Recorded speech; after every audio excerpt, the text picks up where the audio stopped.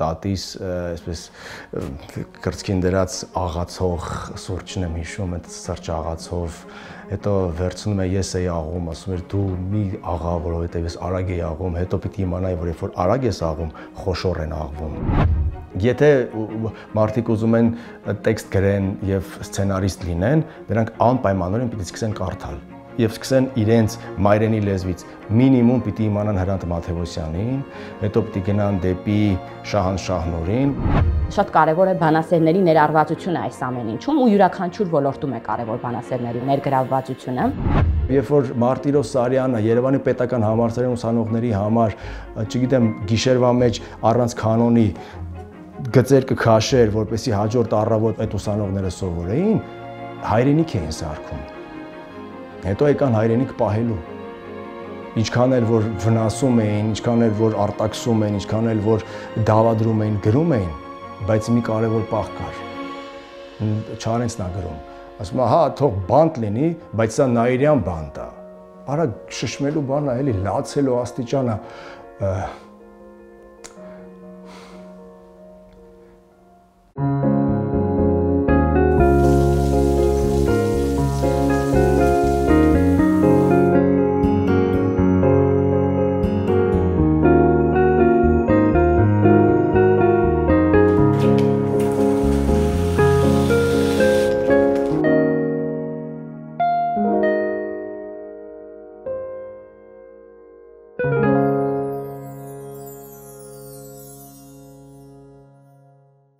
Բարև ձեզ հարգելի հետևորդներ, այսօրվա մեր զրուցակիցը հեռուստահաղորդավար սցենարիստ Արթուր Գեղամյանն է։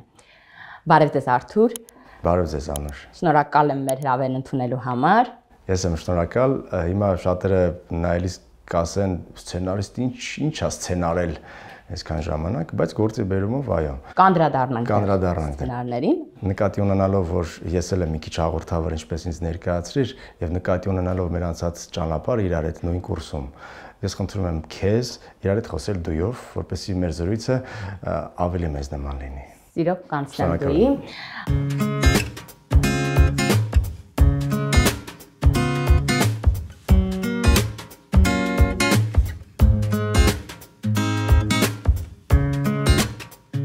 Գիտեք, լավ գինին նման է լավ գաղափարի, երկուսն էլ ժամանակի հետ միայն արժեք են ձեռք բերում։ Ռուֆինո գինիներ, ավանդական տոսկանյան համերը, բացառապես SAS սուպերմարկետների ցանցում։ Արմատներով որտեղից ես Արթուր։ Բոլոր հարցերը կարող եի պատկերացնել, բայց ոչ ես մեկ հենց ամենասկզբից։ Ես արմատներով, թե իմ նախնիները արմատներով, դա կարևոր է։ Ես անձամբ Դու եւ նաեւ նախնիները։ Ես ծնվել եմ Երևանում, հայրս ծնվել է Երևանում, ասեմ ավելին մի տարածքում, որտեղ հիմա Ռուսաստանի դեսպանատունն է, որտեղից ընդամենը մի փոքրիկ այսքան փողոց է մնացել Ցախի անունով, Ցախի փողոց, մինչդեռ այն ժամանակ դա կոչվում էր Ցախի մեյդան։ Դա մի փոքրիկ յուղակներ էին, հայկական եւ երևանյան կոլորիտով, որտեղ միայն Սուրբ Սարգիս եկեղեցին է երևում։ Հիմա որ հավես լինի, Google-ով կարող ենք փնտրել եւ գտնել, որ այսպես համատարած տներ են մի հարկանի եւ Սուրբ Սարգիս եկեղեցին։ Եվ ահա պերեստրոյկայով, ռուսական ազդեցությամբ, սովետական մղումով քանդվում են, շինություններ են սարքվում եւ մեծ տուն են հատկացնում ներկայիս Սեբաստիա փողոցի վրա, որտեղ ծնվել, մեծացել եւ այդ ջուրն եմ խմել սառնորակ։ Այս ինձ երևանցի եմ համարում, երևանցի էլ կարող եմ համարել, որովհետեւ վերջին մոհիկաններից եմ, ով կուկուրուզնիկը տեսել է, կուկուրուզնիկի զիլյոնիում եղել է, պտտվել է, ասեմ ավելին, Փարոս ռեստորանում է եղել, որտեղ հորս ընկերներն էին նվագում։ Մի քաղաք, որն այլևս չկա։ Ցավոք, բայց չկա։ Ինչպես կբնութագրես այն ընտանիքը, որտեղ ծնվել մեծացել ես։ Ունենց տակ ջերմացնող հիշողություններ կան իմ մանկությունից։ Նախ իմ մանկությունը չի տարբերվում մնացած բոլոր մեր սերնդակիցների մանկությունից, որտեղ ոչ լույս կար, ոչ ջուր կար, ոչ տարական պայմաններ կային երջանիկ լինելու համար, բայց գիտես, մեր ծնողները Անուշ վստահաբար քոնը նույնպես այնպես են արել, որ մենք միշտ շփտանք։ Մենք այդ մթության մեջ այդ լուսավորությունը չզգանք, որ մութ ժամանակներ են եղել։ Իմ ծնողները հետաքրքիր է, որ ժամանակի եւ վատ ժամանակների թելադրանքով կատեգորիկ փոխել են իրենց զբաղվածությունը, որպեսզի կարողանան ինձ եւ քրոջս մանկությունը ապահովել։ Տատիս եմ հիշում, տատիս այսպես կրծքին դրած աղացող սուրճն եմ հիշում, այդ սրճ-աղացով, հետո վերցնում է ես էի աղում, ասում էր դու մի աղա, որովհետև ես արագ էի աղում, հետո պիտի իմանայի, որ երբ որ արագ ես աղում, խոշոր են աղվում, նման բաներ կան։ Չգիտեմ, իմ ընտանիքը այն լավ ջերմացնող ընտանիքն է, որ ամեն ինչ անում են երեխաների համար, ամեն ինչ։ Եվ հետաքրքիր բան է, որ այն որոշումները, որ ես հետո պիտի կայացնեի, բանից պարզվեց, որ շատ ժամանակ հենց թողել էին, որպեսզի այդ որոշումները կայացնեինք ես ինքս, ինքնուրույն, քույրս ինքնուրույն, որտեղ շատ չեմ ուզում որևէ կերպ պիտակավորել, բայց շատ ընտանիքներ կան, որտեղ երեխաների խոսքը որոշիչ չի։ Իմ ընտանիքում այդպես չի։ Եվ հիմա իմ այն ընտանիքում, որտեղ ես էի փոքր, եւ այդ էստաֆետը ոնց որ իմ երեխաների, իմ տղաների վրա է հիմա գնում, որ նրանք ազատ մարդիկ են, եւ եթե ուզում են չգնալ միտեղ չեն գնում, ուզում են գնալ միտեղ գնում են։ Երկար կարող ենք խոսել մանկությունից, որտեղ գիտես, մեր սերնդի մանկությունը լրիվ այլ էր եւ իսկապես մենք վերջին մոհիկաններն էինք այն մանկության մեջ, ովքեր խաղեր գիտեին, խաղեր էին հորինում, մոտ ժամանակ ինչեր էին անում, շպիլկաներով, այդ ոնց էինք խաղում, այդ ինչ էինք հնարում, երևի հետո պիտի այդ ամենը մեզ մղեր գնալ բանասիրության ֆակուլտետ, այդ ամենը ստեղծագործելու, գրելու, մրոտելու, չգիտեմ, չեմ կարող ասել, երևի։ Ինչը ստիպեց գնալ բանասիրության ֆակուլտետ, որը հետագայում վստահ եմ մասնագիտական այլ հարցերում մեծ հաջողություններ է բերել։ Ես եմ ուղղել այս հարցի մեջ, ոչ թե ինչ, այլ ով։ Որովհետև երբ որ ես արդեն 11-12 տարեկան էի, ես այդ ժամանակ ամբողջությամբ վառված էի, վարակված էի թատրոնով։ Ղաթաբալադա ներկայացումը, որը մինչև այսօր իմ ամենասիրելի ներկայացումն է, դրանից լավ ներկայացում ես դեռ չեմ տեսել, մեկն էլ կա կասեմ, եթե հետաքրքիր է որն է, ես անգիր գիտեի այդ ներկայացումը։ Եվ գիտես ինչ, ես ինքնաթելադրություն էի գրում այդ ներկայացումով։ Լուրջ եմ ասում։ Եվ երբ որ եկավ պահը, որ պիտի որոշում կայացնել թե ուր գնալ, ես ի սկզբանե որոշել էի դերասան դառնալ։ Բայց հանգամանքների բերումով, դիպվածներով, դրվագներով մայրս ուզում էր, որ ես դառնայի բանասեր։ Չասեմ բանասեր, բայց Երևանի պետական համալսարանի ուսանող լինեի, որովհետև քեռիս էր այդ հաստատությունում, բանասիրության ֆակուլտետում դոցենտ էր, հետո դոկտորական պիտի վերցներ։ Եվ հետաքրքիր պահ կա, որ երբ որ դպրոցում մեծ շարադրություններ էին հանձնարարում, մեր դասարանը ամենալավ շարադրություն գրողը ես էի։ Ամենից լավ։ Նույնիսկ այնց լավ, որ տանում էին, կարդում էին ուսուցչանոցում։ Եվ մի օր երբ քեռիս հյուր է գալիս, մայրս շարադրությունները այսպես աչքի լույսի պես պահած ցույց է տալիս քեռուս, կարդում է եւ հասկանում է, որ այս տղան բանասիրականի բան է։ Եվ երբ որ ես ընդունվեցի Երևանի պետական համալսարան, դա հեռավոր 2004 թվականն էր, Սիրյանուշ, լավ կհիշես, բոլորին թվում էր, որ Երևանի պետական համալսարանում կա դերասանական բաժին։ Հասկանում ես, ոնց համալսարանում դերասանական բաժին կա։ Դերասանական բաժին չկա, բայց ամբողջ ընթացքում, երբ ես գրականություն էի սովորում էի լեզու, անգլերեն էի պարապում, ամենավարակիչ ինձ համար գրականությունն էր։ Գիտես ինչու՞։ Որովհետև ես թատրոնական եւ դերասանական մղում էի տեսնում դրա մեջ, դերերով կարդալը, մանավանդ երբ որ Պեպոն էինք պարապում, որտեղ Պեպոն արդեն քննական էր, պիտի անցնեինք, երևի ոչ թե պատահական էր, երևի դրա համար ամենաբարձրը ես ստացա մնացած առարկաների հանդեպ։ Դրա համար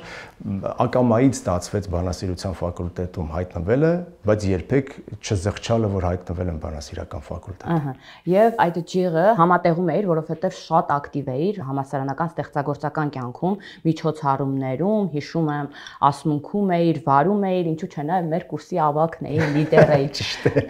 Տեսակով լիդեր ես։ Սխալ է լիդերը, երբ ասում է լիդերը, չգիտեմ, բայց նախաձեռնող եմ։ Եվ գիտես, ինձ կամ սիրում են, կամ չեն սիրում։ Եվ սա ինձ համար լավ որակ է, որովհետև լավին լավ եմ ասում, վատին վատ։ Իսկ շատերը կարող են նեղանալ դրանից, բայց անարդարությունը տանել չեմ կա, չեմ հանդուրժում անարդարությունը։ Եվ կապ չունի դա որտեղ է։ Ներկայացումից հետո ասելն է, գրելուց հետո մեկնաբանելը, ես այդպիսի մարդ եմ։ Երևի դրա համար են իմ հետևից գալիս կամ ընդհակառակը չեն ուզում գալ, չգիտեմ։ Չգիտեմ։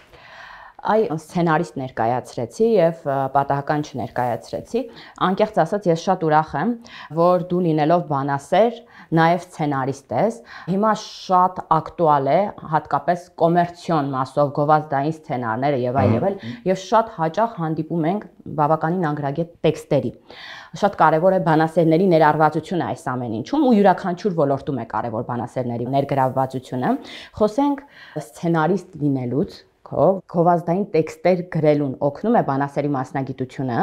եւ տարբերվում է առհասարակ մյուս սցենարներից գովազդային տեքստեր գրելը, որովհետեւ պետք է լինել շատ ավելի ճկուն, ավելի ակտուալ լինի այդ ամեն ինչը։ Վարքյանների ընթացքում ասելիք պետք է ունենա տեքստը։ Ես չեմ ինձ ընկալում եւ չեմ դիրքավորում որպես սցենարիստ։ Գիտես ինչու՞մ, որովհետեւ երբ որ դու իսկապես սցենարիստներին կարդում ես, սցենարիստերին տեսնում ես, հասկանում ես, որ դու գիտես որտեղ ես եւ ուր պիտի հասնես։ Ես օրինակ ինձ համար ունեմ հայ սցենարիստների Շարասյուն եւ Օլիմպոս, որտեղ առաջին տեղում Հրանտ Մաթեոսյանն է։ Եթե մի օր կարողանամ Հրանտ Մաթեոսյանին մոտ ինչ-որ բան գրել, նոր ինձ կարող եմ համարել սցենարիստ։ Կամ Կլինտ Իսթվուդի նման, եթե կարողանամ սցենար գրել, ապա այո, ես իսկապես սցենարիստ եմ։ Չէ, ես ավելի շատ տեքստ գրող եմ, copyright, այսպիսի հասկացություն կա, ինչպես որ նշեցիր գովազդային աշխարհում, միանշանակ կարևոր է, չասեմ բանասիրական կրթությունը, իհարկե դա շատ կարևոր է, որովհետև բանասիրության ֆակուլտետում քեզ մի օվկիանոս գրականության հետ են ծանոթացնում եւ ասեմ ավելին, դա դառնում է քեզ համար ապրելակերպ եւ առանց գրքի չես կարողանում։ Անուշ, եթե ինձ հետ համաձայն կլինես եւ քեզ մտել է այդպես, գիրքը բնավորություն է, եթե տարվա մեջ մենք մինիմում 2 գիրք չկարդանք, տպավորություն ոնց որ քաղցած լինենք։ Իսկ գրելու սկիզբը կարդալն է։ Եթե դու չես կարդում, դու չես կարող գրել։ Ինչ ուզում ես արա, դա երևում է։ Եվ քո նշած տեքստերից, գովազդայինի, ակցիաներից, ինչ ասեմ, այն բոլոր տեքստերը, որոնք որ մենք լսում ենք, շատ ժամանակ իմ ձայնով ենք լսում, դե հիմա ինչ արած ոլորտ է, որտեղ որ տիրապետում եմ։ Երևում է մասնագետ է, թե մասնագետ չի։ Ասեմ ավելին, երբ որ ես տեքստ պիտի ձայնավորեմ, ես ուզում եմ կապվել այդ տեքստ գրողի հետ եւ հարցնել, կներեք, այս մի նախադասությունը հայերեն չի, ես ոնց կարդամ։ Ոչ թե ասում հայերեն չէ։ Եվ ասում սա հայերեն չի, ոնց կարդամ։ Իսկ նա ասում է դե հարմարացրեք, էլի ոնց հարմար է, տենց կարդացեք։ Ոչ, ես չեմ ուզում խմբագրի դեր կատարել նաեւ։ Ես մի բան ասեմ, որ շատ զարմանալի կարող է լինել, բայց ես ինձ համար ոչ թե ես ինձ համար, այլ ինձ համար բացահայտեցին ChatGPT-ին։ Վերջերս մի շաբաթ առաջ, մարտի սկզբին ենթադրենք, եւ դու մի ասա, այդ ռոբոտը գրում է հայերեն, կարդում է հայերեն, բայց նա հայերեն չի մտածում։ Այո։ Տարբերությունը դա է։ Այո։ Եվ այսպես փորձեցին կրվածնել ինձ եւ ChatGPT-ին։ Տվեցին brief, տվեցին տեքստ, ես գրեցի, հետո գրեց նա, համեմատեցին իրար հետ, հասկացան, որ սա շատ գեղեցիկ եւ հետաքրքիր է, որ միշտ ստորադասական նախադասություններով երկարաշունչ գրում է, բայց ոչինչ չի ասում։ Միայն ինչ որ ձևակերպումներ են, բայց բովանդակություն չկա դրա մեջ։ Եթե մարդիկ ուզում են տեքստ գրեն եւ սցենարիստ լինեն, նրանք անպայմանորեն պիտի սկսեն կարդալ եւ սկսեն իրենց մայրենի լեզվից մինիմում պիտի իմանան Հրանտ Մաթեոսյանին, հետո պիտի գնան դեպի Շահան Շահնուրին, որ մի քիչ նման է արտասահմանյան գրականությունին, որովհետեւ նա ֆրանսիական շնչով հայերեն է գրում, եւ հետո կամաց-կամաց գնան դեպի արտասահմանյան գրականություն եւ վերջապես լցվեն գրականությամբ, որ ասեն ակցիա իմանան դա ինչ է նշանակում։ Չգիտեմ որքանով կարողացա մեկնաբանել քո հարցը, բայց ես սցենարիստ ինձ չեմ կարող համարել։ Վերջին զանգի սցենար գրողը սցենարիստ չի կարող լինել, էլի։ Չէ, էլի, այդ ոլորտը չի։ Եթե մի որևէ սցենար կգրես եւ կներկայացնեն Կաննի շորթ լիստում, այո, դու սցենարիստ ես։ Իսկ մատերիդ վրա կարող ես հաշվել, քանի մենք այդպիսի սցենարիստ ունենք, ով շորթ լիստ է ընկել եւ նոմինացվել է որպես սցենարիստի, դեռ չունենք, հուսամ կգան սցենարիստները, բարով գաք սցենարիստներ։ Աուդիո գրքերին անդրադառնանք։ Նախ ես միշտ հիանում եմ քո ճկունությամբ, անկեղծ ասեմ, անընդհատ մտքեր գեներացնելուց, հետաքրքիր նախագծերով հանդես գալուց, այ կարդալուց խոսեցինք, աուդիո գրքերին բնականաբար լավ ես վերաբերում, բայց ինչ տարբերություն կա կարդալու եւ լսելու միջեւ եւ խոսենք նաեւ ինչ ես անում աուդիո գրքերի մասով։ Ես մի նոնսենս ասեմ, որ ինձ է վերաբերում։ Երբ որ ես լսում եմ, մինչև վերջ չեմ հասկանում։ Չգիտեմ, երևի դա մեր մասնագիտությունից է գալիս։ Ես պիտի կարդամ, որտեվ իմ կարդալու եւ տեսնելու հիշողությունը ավելի լավ է զարգացած։ Եվ մի բաներ եմ նկատել, երբ որ ես տպագրից եմ կարդում, լրիվ ուրիշ կերպ եմ կարդում, երբ որ ես էկրանից եմ կարդում, լրիվ ուրիշ կերպ եմ կարդում։ Սա էլ տարբերություն կա։ Երբ որ մենք կարդում ենք էկրանից, մենք սկան ենք անում պարզապես։ Մենք չենք կարդում, մենք միջև վերջ չենք ընկալում ինչ ենք կարդում։ Այդ ում Kindle-ները, ես Kindle ունեի, ես հրաժարվեցի դրանից, որովհետև այն խորությունը չկա։ Ես ֆիզիկապես կրում եմ իրան, բռնում եմ ձեռքիս մեջ ինչպես գիրքը, բայց հենց այդտեղ էլի գալիս։ Հիմա շատերը կասեն, դե հիմա ուռճացնում են գրքի նշանակությունը, ոչ, գիրքը հենց դրա համար է։ Գիրքը, երբ որ ձեռքդ բռնում ես եւ թերթում ես եւ եկար այդտեղ չէ, բայց այդտեղ ոնց որ հետ գնացի մի հատ նորից նախադասությունը, որտեվ այդ ժամանակ մտքով լրիվ ուրիշ տեղ էր, կինոն արդեն պատկերացրել էր, խճճվեցիր, հետ եկար այդտեղ, դες այդ ամբողջ ընթացքը քո ուղեղը մարզվում է, մկանի պես, սկսում է լցվել, սկսում է ավելի լավ աշխատել։ Բայց լսելու իմաստով ես միջև վերջ չեմ կարողանում, որովհետև խճճվում եմ կարդացողի վարիացիաների մեջ, խճճվում եմ նրա տեմբրի մեջ, կարող է ինչ-որ երաժշտական ձևավորում լինի, ընկնում եմ դրա մեջ եւ բովանդակությունը միջև վերջ չեմ ընկալում, այնպես ինչպես ես կընկալեի։ Եվ վերջապես յուրաքանչյուր երբ որ որևէ գիրք է կարդում, անամենտ գեղարվեստական գրականություն, իր կինոն է պատկերացնում։ Ես ուզում եմ հիմա մի օրինակ բերել, չգիտեմ ինչքան ժամանակ ունենք, բայց շատ սազական է, էլի։ Ես երկրորդ կուրսում էի սովորում, որտեղ գնացի բանակ եկա, արդեն մենք մի կուրսից չէինք։ Մի աղջիկ կար, չեմ ուզում անունը տալ, հետո թող ինքը նայի, իմանա որ իր մասին է։ Վաղ առավոտ էր 8:30 էր դասը պետք է սկսենք եւ ռուսական գրականություն էինք անցնում, Դաստոևսկի էինք անցնում այդ ժամանակ։ Եկավ, կանգնեց դիմացս ու ասեց. «Արտուր, ես զզվում եմ քեզանից»։ Ասում եմ, «Ինչ հայղա»։ Ասում է, «Ես երեք կարդում էի գիշերով, ինձ թվում է որ Ռասկոլնիկովը դու ես»։ Ու սենց արեցի։ Հա, հեսա տապորս կհանեմ։ Ու գոռաց. «Վայ!» ու գնաց։ Պաստորեն կարդալիս նա պատկերացրել էր որ Ռասկոլնիկովը իմ դեմքով կարա լինի, որ Ռասկոլնիկովը ես եմ։ Եվ այդպես էլ կա ամեն մեկը որ կարդում է իր պերսոնաժին է ստեղծում։ Հիմա գանք քո հարցին, աուդիո գրքերի ձայնավորումը սկսել էր դեռ Երևանի պետական համալսարանից։ Ես երրորդ կուրս էի, ինձ կանչում էին կենտրոնական մասնաշենք նախավերջին հարկ, որտեղ մենք կարդում էինք որևէ հատված եւ ուղարկում էինք դրսի Սփյուռքի մեր հայրենակիցներին, որպեսզի նրանք հայերեն խոսք լսեին։ Եվ այդտեղից, չգիտեմ, երևի նկատել էին, որ ես որևէ կերպ լավ կամ ուրիշ եմ ընկալում հայերենը, իմ հայերենը լավն է, վատն է, չգիտեմ, ես հետո դա պիտի իմանայի։ Եվ սկսեցի նաև հետո խորանալ գովազդների կարդալու մեջ։ Եվ եկավ հասավ մի կետ, որտեղ արդեն նախագիծ էր ստեղծվում հայերեն աուդիո գրքերի։ Միջ այդ հայերեն աուդիո գրքեր չկային։ Ռուսական կային, այո, արտասահմանյան անգլերենով, ֆրանսերենով, բայց հայերենով չկային։ Եվ առաջին փորձառությունը լուրջ սկսվեց ոնց որ թե այդ կայքով։ Ստացվեց, թե չստացվեց, բայց շատ լավ դրական մեկնաբանություններ կային, որ ինչ լավ է, որ sense լավ բան եք անում, մանավանդ նրանք, ովքեր որևէ խնդիր ունեին կարդալու հետ։ Եվ նրանք լսելով իմ ձայնը, իմ կարդալու ոճը, տեսակը շատ հավանում էին եւ կարեւոր հավատում էին։ Եվ ես եկա այստեղ նաև այն մտքին, որ ես պիտի ստեղծեմ այս կերպարները ոչ միայն այնց ոնց ես եմ պատկերացնում, այլ ոնց կպատկերացներ դիմացինը։ Այստեղ եկավ արդեն իմ դերասանական հմտությունները, որտեղ ես փորձեցի նաև այս հետաքրքիր անցումը կատարել եսից դեպի դիմացինը։ Դրա համար երբ որ որևէ տեքստ եմ կարդում, ես նախ եւ առաջ մինչեւ վերջ հասկանում եմ այդ տեքստը հայերեն։ Այստեղ էլի եկավ բանասիրության մեր մասնագիտությունը մեզ օգնելու, որ եթե մի որևէ բան դու կարդում ես, իսկ տեքստը քեզ ամբողջ ինֆորմացիան տալիս է, գրողի, տալիս է, ոնց բացատրեմ, ոնց է, օրինակ նկարիչը նայում նկարին եւ ասում, ինչ լավն է, մենք որ իրար հետ նայենք չենք հասկանա լավը, վատը որն է, որովհետեւ վրձնահարվածները, այդ գույնի սարքելու ձևերը նրանք բոլորը գիտեն դա։ Նույն կերպ էլ, երբ որ էսե ես գրում կամ որևէ գրաքննադատական ես գրում որևէ գրքի մասին, դու ասում ես, չէ, այս հատվածի, այս տողի մեջ նա օգտագործում է այս բառերը, այդպես ես վերլուծում, որովհետեւ տեքստը ամեն ինչ ասում է, մերկացնում է կոպիտ ասած, էլի գրողին կամ հեղինակին, դրա համար մեր գործը նաև այո, տեղ-տեղ նաև տողատակերը տեսնելն է այնպես, ինչպես որ ոչ բոլորը կարող են տեսնել որպես բանասեր։ Այ նախնական զրույցի ժամանակ նշեցիր, որ լեզվամտածողություն է սովորացնում, որը հրաշալի է արդեն հետագայում օգնում է շատ այլ մասնագիտությունների մեջ։ Վերջերս մի սիրուն նախագիծ ունես, Հերմիտաժը, հետաքրքիր նախագիծ է, կոմերցիոն, մի փոքր խոսենք այս նախագծի մասին, նաև կուզենամ պատասխանես այն հարցին, թե դու ինչպես ես զգում պահանջը ժամանակի, այդ ճկունությունը ինչպես ես պահում։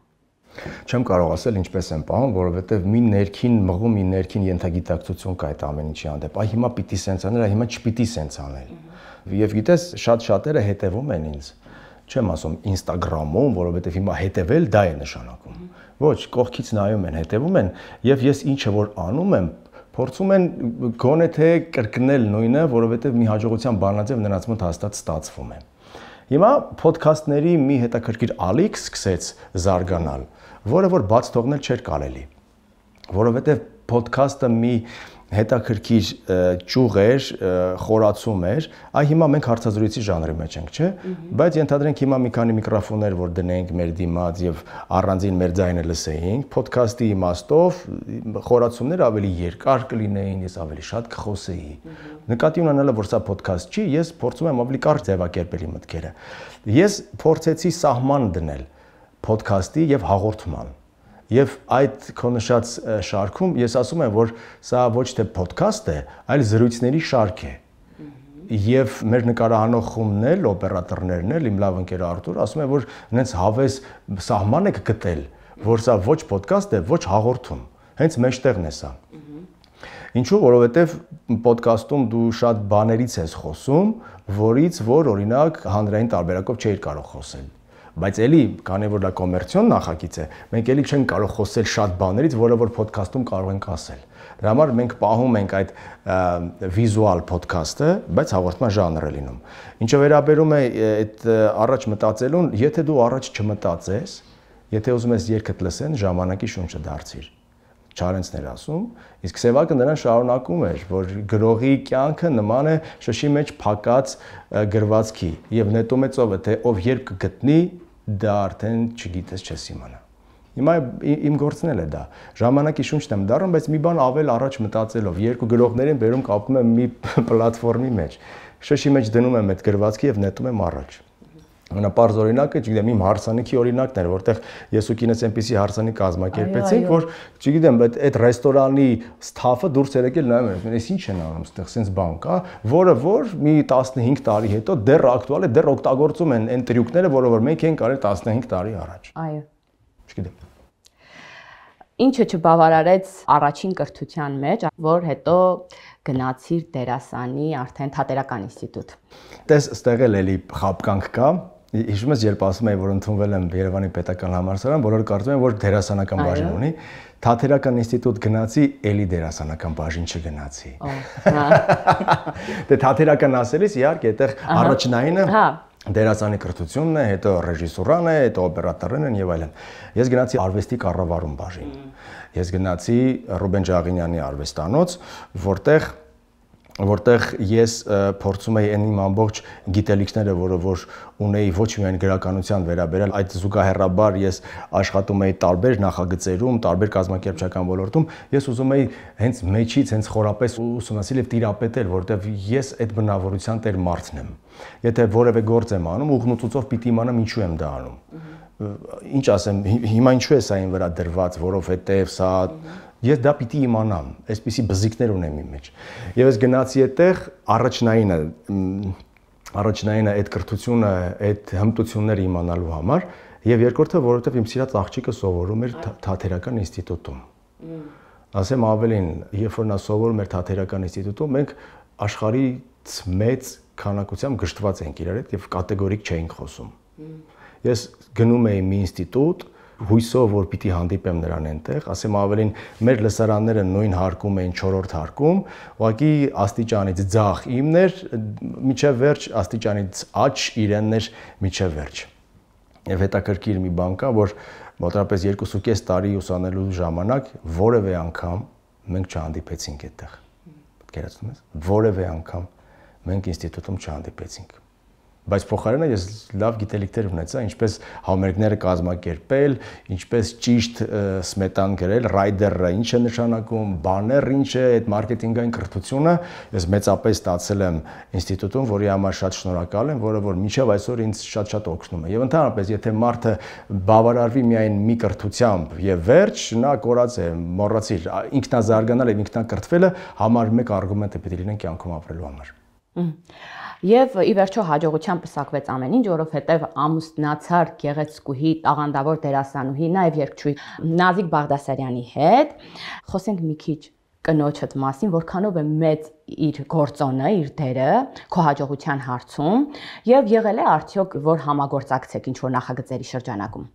Նրա դերը իմ կյանքում այնքան ինչքան իմ ծնողների դերը, որովհետեւ գիտես Աստվածաշնչյան խոսք կա, երբ որ դու ամուսնանում ես, դու արդեն ուրիշ թռիչքի տեր մարդ ես եւ այստեղ էլ ուզում եմ մեկտաբանել այդ թագավոր եւ թագուհի այս հասկացությունները հարսանիքում մեր ծիսակարգի մեջ եկեղեցական ծիսակարգում հարսի եւ փեսայի գլխին դրվում են թագեր նկատել ես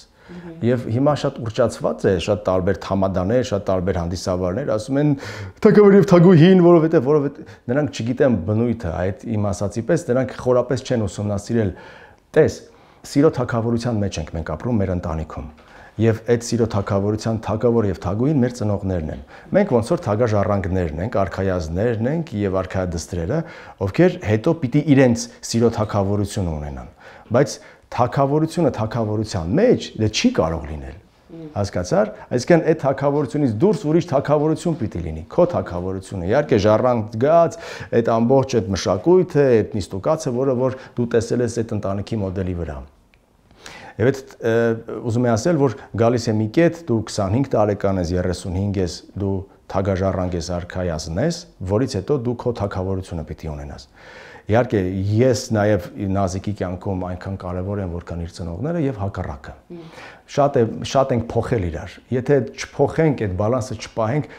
գիտես սխալ է ասել փոխելը եթե չլրացնենք եւ չասենք լավ եւ վատը չի լինի այդ դիալոգը միշտ պիտի լինի որովհետեւ եթե անընդհատ ասես այն սիրուն ես այն սիրուն ես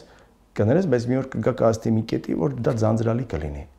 բայց երբ որ դու ժամանակ առ ժամանակ ասում ես այ գիտես որ շատ սիրուն ես բայց մի հատ որ այսենց անես շատ նոր ձևով դա լրիվ ուրիշ է լինում նույն կերպ եւ Նազիկը ինձ այ օրինակ ես հիմա գալիս եի այստեղ եւ Նազոն շատ համաձայն չէր իմ հակած այս վերնաշապիկի հետ ընդհանրապես համաձայն չէր Նազ կներես ես չհասցրեցի փոխեի բայց նա համաձայն չէր որովհետեւ նա միշտ լավն է ուզում եւ ուզում է որ դու միշտ լավը երևաս որովհետեւ սերը այդպիսի բան է միշտ դի սարքեի դիմացինին լավը Եթե չի սարքում լավը ագրեսիվ, ուրեմն ինչ որ միտեղ ինչ որ մի բան կորցրել են իրար հետ։ Համագործակցության իմաստով հետաքրքիր է, որ մենք հենց համագործակցությամբ հանդիպեցինք իրար։ Ես ներկայացում պիտի խաղայի, իմ վերջին ներկայացումն էր, ես պիտի գնայի բանակ, այդ ժամանակ դեռ սովորում էի բանասիրության ֆակուլտետում։ Նազոն եկավ եւ պիտի նոր ընդունվեր Թատերական ինստիտուտ։ Եվ այդտեղ արդեն ստացվեց այն, ինչ ստացվեց։ Սեր առաջին հայացքից թող լինի կապվածություն երևի որևէ չգիտեմ դուր գալ իրար կարող է եւ ես բանաստեղծություններ էի գրում նրա համար ակրոստիկոսով այո ասեմ ավելին երբ որ ես գնացի բանակ մենք իրար հետ շփվում ենք նամակագրությամբ բառիզբուն իմաստով մենք գրավոր նամակներ էինք գրում դնում էինք ուղարկում էինք փոստը մեզ տալիս էր 2-3 շաբաթ հետո մենք այսպես էինք շփվում իրար հետ որովհետեւ այսպես էինք սիրում իրար Եվ համագործակցության իմաստով ամեն ինչ խորացավ, երբ որ մեր առաջին տղան ծնվեց։ Գիտես, Նազոն մի շատ խորը սրտում պահած երազանք ուներ։ Դերասանուհի դառնալու զատ։ Դարձավ եւ կարմիր դիպլոմով եւ հրաշալի դերասանուհի, որի հետ ես հիմա լրիվ ուրիշ շարք եմ անում, որպես դերասանուհի նրան բացահայտելու։ Նազոն ամբողջ կյանքում ուզեցել է երգչուհի դառնալ, երգել։ Ես այդ հնարավորությունը նրա համար ստեղծեցի։ Ոչ թե ես, մենք իրար հետ ստեղծեցինք։ Պատկերացրու անուշ տուն է, գիշերը ժամը 1:02-ը, երեխան նվնվում է անընդհատ, նա 8 ամսական թե մի տարեկան թե դեռ չկար, Նազոն երգում է։ Եվ ես ինչ ձև է երգում, եւ որպես բողոք, որ չի դարձել երգչուհի, եւ որպես ցույց տալու իր ձայնային տվյալները երկու եւ որպես կռիվ երեխայի հետ, որովհետեւ չի քնում, երեխան ավելի բարձր է լացում, քան Նազոն երգում է այդ ժամանակ։ Այս ամբողջը խտալում եմ միտեղ, իսկ ես նստած եմ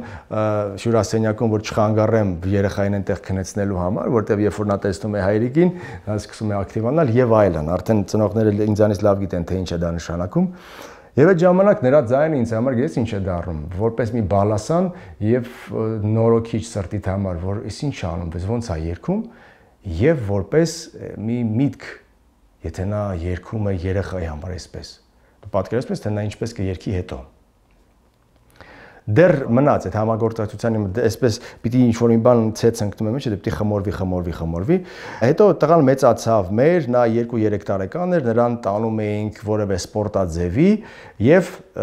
երբ որ գնացի նրան վերցնելու այդ դահլիճից, որտեղ որ նա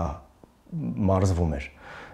այդտեղ մարզիչը ինչ-որ բան էր ասում, ես այստեղ չէի լսում։ Եվ այստեղ նաև իմ մեջ սկսեց բորբոքվել այդ ձայները լսելու մի նոր մոլուցք եւ ես հասկացա, որ այսպես բան պետք է անենք։ Եվ մենք իրար հետ փորձեցինք իրականացնել natural reverb նախագիծը կամ բնական արձագանքը։ Մենք ճարտարապետական կառույցը վերածում ենք ձայնագրման ստուդիայի։ Սա շատ նեղ մասնագիտական, միայն երևի թե ձայնային ռեժիսորները կարող են հասկանալ, թե ինչ բան է, բայց Նազոն էլ միջև վերջին պահը չէր հասկանում, թե ես ինչ եմ անում։ Մենք գնում ենք ուրեմն լքված դատարկ լողավազան, շատ մեծ տարածություն, երբ որ դու ծափ ես տալիս, մոտավորապես մի 6 վայրկյան այդ ծափը չի հանդարտվում։ Նազոն է, փորձեր ենք արել, արդեն ամեն ինչ տեղն է, երգը եւ այլն։ Երբ որ Նազոն առաջին նոտան երգում է, նա այսպես մի պահ կանգնում է, նայում է ինձ, ասում է, «Էս էիր ասում»։ Եվ դրանից հետո սկսում է։ Եվ ես գիտես ինչի համար եմ նաև ուրախ, որ շատ բաներում, երբ որ մենք համագործակցում ենք եւ ինչ-որ մի լավ միտք ենք ունենում, մեր միտքը սկսում են շարունակել։ Դա կարող ենք անվանել եւ գողանալ, եւ կրկնել, եւ կրկնօրինակել, եւ իրենց ինտերպրետացիան անել, բայց ուրախ եմ, որ նախասկիզբը, սկզբների սկիզբը մենք ենք սկսել այդ ամենը եւ մեզանից գնում է։ Հիմա լավ զարգացրել ենք այդ նախագիծը, նա հիմա դառնում է արդեն, այսպես ասած, հեռուստատեսային նախագիծ, որը ոչ միայն ճարտարապետական կառույցը երգացնելն է, այլ պատմությունն է ճարտարապետական կառույցի։ Օրինակ դու գիտեիր, որ մոնումենտի մեր ռազմապատմական թանգարանը Մայր Հայաստանի, որտեղ որ կանգնած է Մայր Հայաստանը թրով, այդ պատվանդանը, որի վրա որ նա կանգնած է, դա պիտի եկեղեցի լիներ։ Երբ որ մի անգամ առիթ մտնես ներս, կտեսնես այդ կամարաձև կապած ամբողջ շենքը, որի վրա, եւ դա նման է մեր Հաղպատի կամ Անիի եկեղեցիների կերպին, որտեղ որ մեր եկեղեցաշինությունը այդպես էր։ Բայց բարքերն էին ուրիշ, Սովետ միություն կար եւ դա դարձավ Ստալինի պատվանդանը, որը հետո, չեմ հիշում 54 թվին թե երբ Ստալինի մայից հետո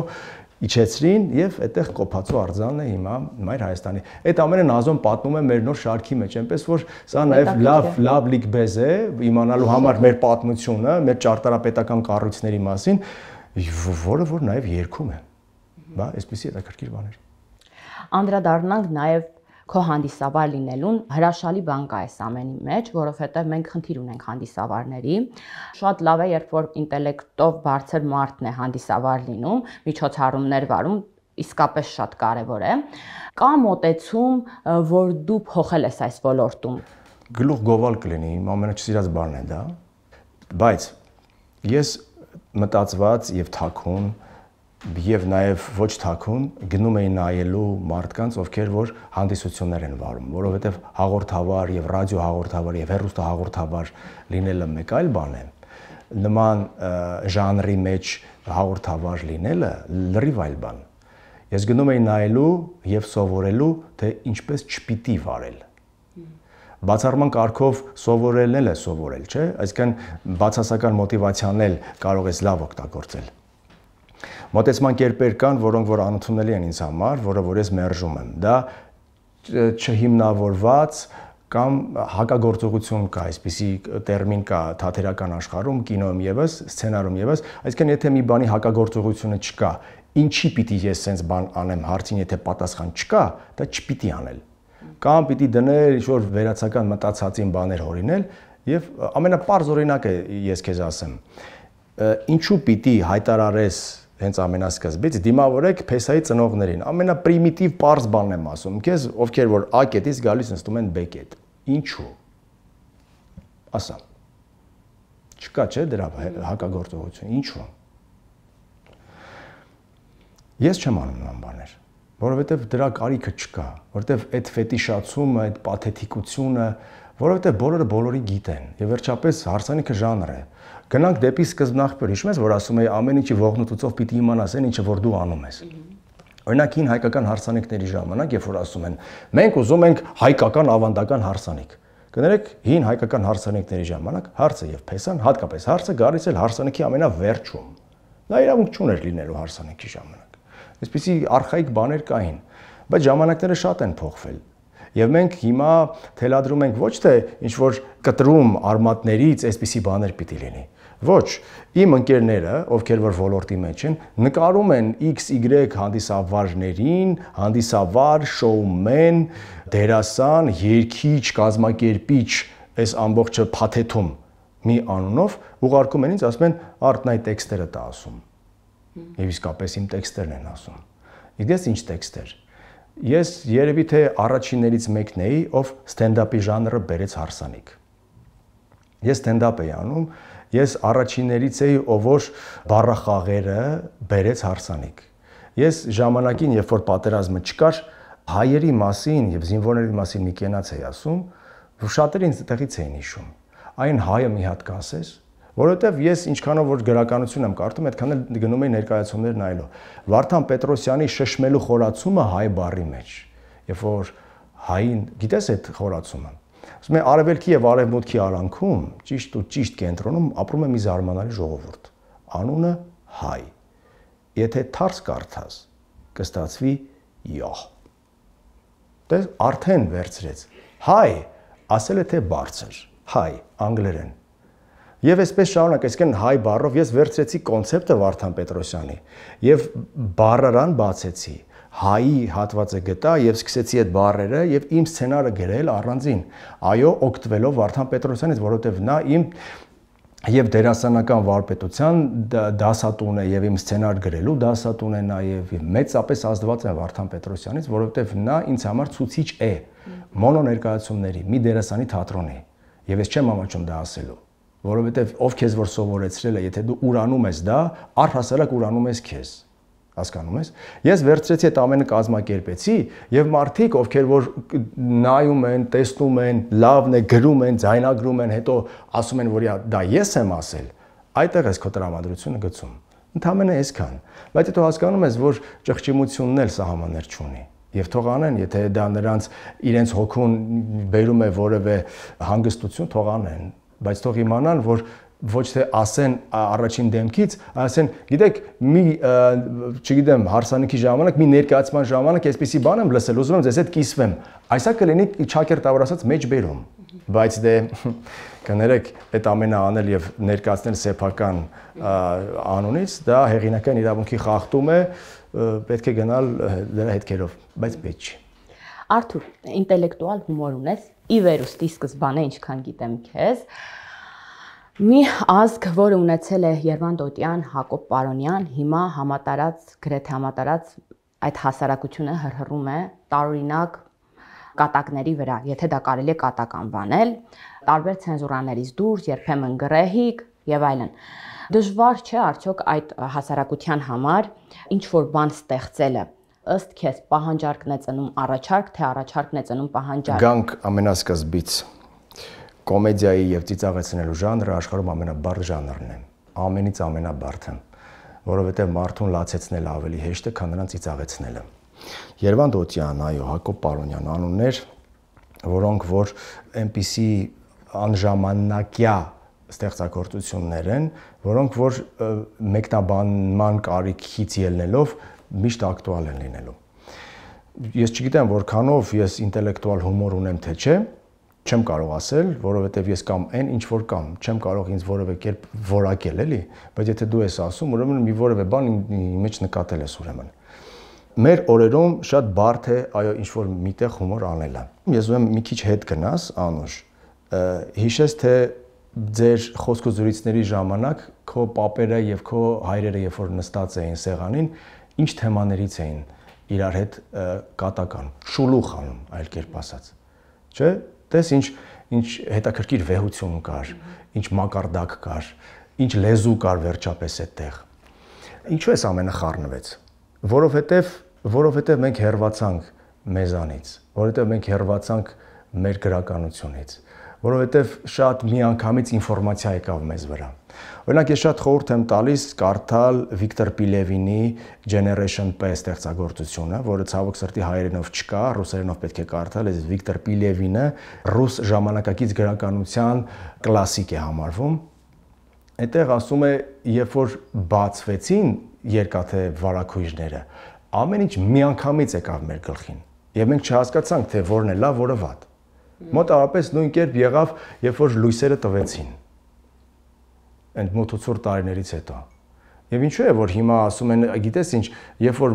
այդ մութ-ցուրտ տարիներն էին, ավելի երջանիկ ենք, ավելի ենք ճպտում օրինակ։ Չէ՞,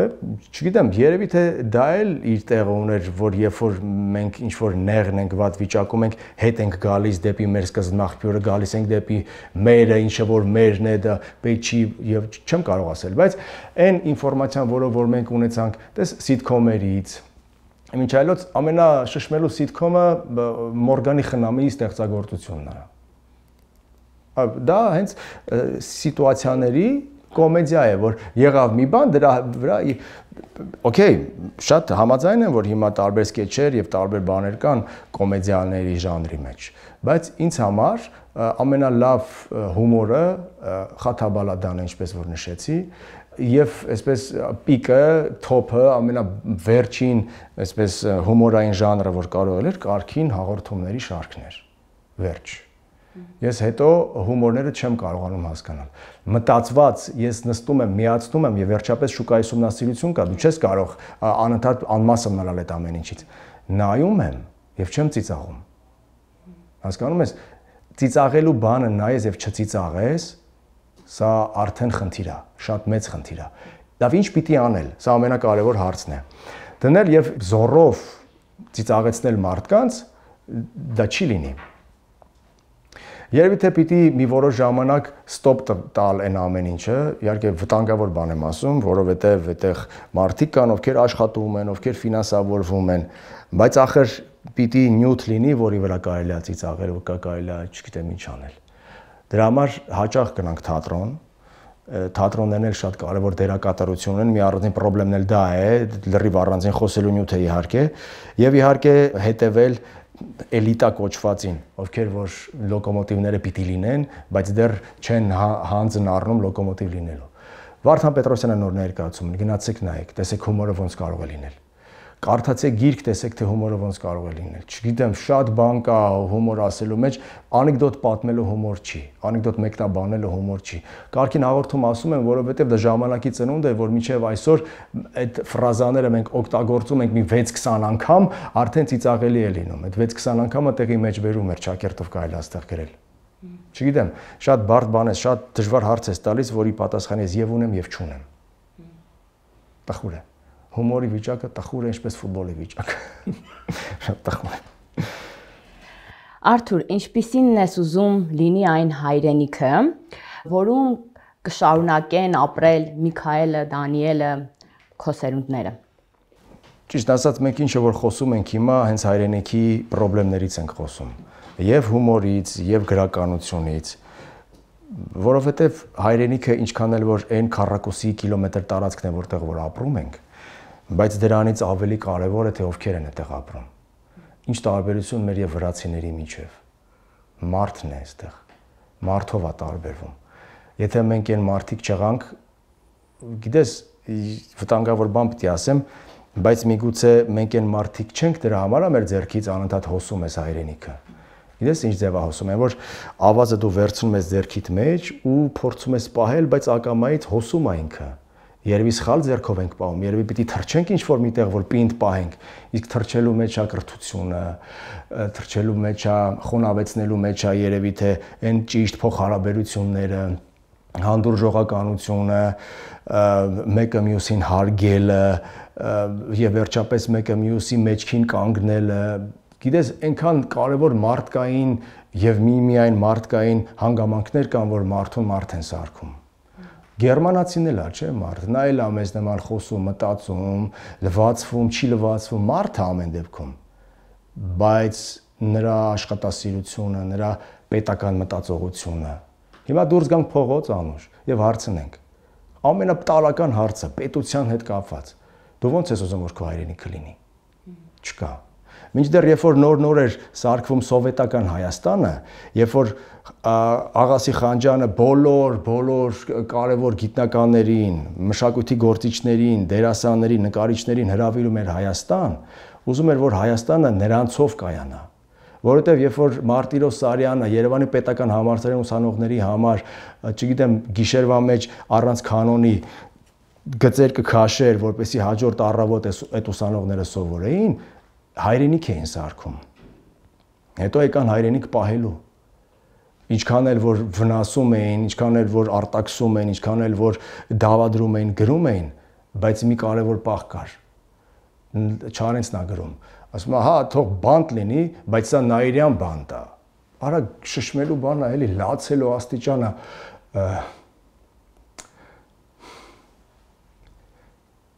Ես մտածում եմ, լավ, մենք այս աստիճան, որ հեռվանում ենք մարդկությունից,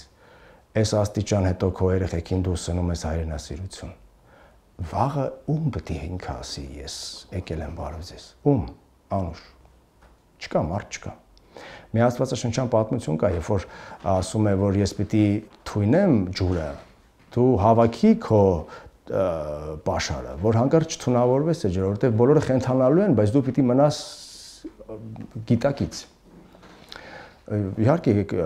հավաքում է, բոլորը գժվում են եւ նա մնում է որպես գիտակից մարդ, եւ բանից պարզվում որ նրան են գիշանում։ Բեռնարդ Շոուի Պիգմալիոնն է, երբ որ մենք վերցնում ենք փողոցից պատահական մեկին, լեդի ենք սարքում նրան, ընդհանուր միջև տանում ենք Բուքինգհեմյան պալատ, նա այո ամբողջ կարգ ու կանոնին տիրապետում է, հետո ինչ պիտի անել նրա հետ հետո։ Մենք այսքան լավ դաստիարակեցինք մեր երեխաներին, հետո ինչ պիտի անեն։ Եթե դա համատարած բնույթ չի կրելու, եթե մեր ձեռքերը ուրիշի ձեռքերն են, չէ՞, որտեղ մի լավ խոսք կա, որ դու ավելավ է օծին բռնես թշնամու ձեռքով կամ օծին ուրիշի ձեռքով բռնես, որ քո ձեռքը հանկարծ չխայթվի։ Դրա համար շատ բարդ է հիմա, մանավանդ այն ժամանակահատվածը, երբ որ մենք ենք ապրում, ապրեք երեխեք, բայց մեզպես չապրեք։ Թումանյանական այս հանճարը մինչև այսօր ակտուալ է։ 155 տարի հետո ով կմտածեր, որ կգանք կհասնենք այսօրին, բայց այսօրում ենք եւ լավ է լինելու Անուշ, որովհետեւ համատարած վատ չի կարող լինել։ Ստանիսլավսկին էլ ասում է, չէ, ինչքան էլ որ վատն է քո կերպարը, միշտ մի լավ լուսավոր կետ պիտի գտնես, եթե չեղավ, ուրեմն մտածածին ամեն ինչ։ Не верю, չեմ հավատում։ Հավատա պետք, սիրելովա։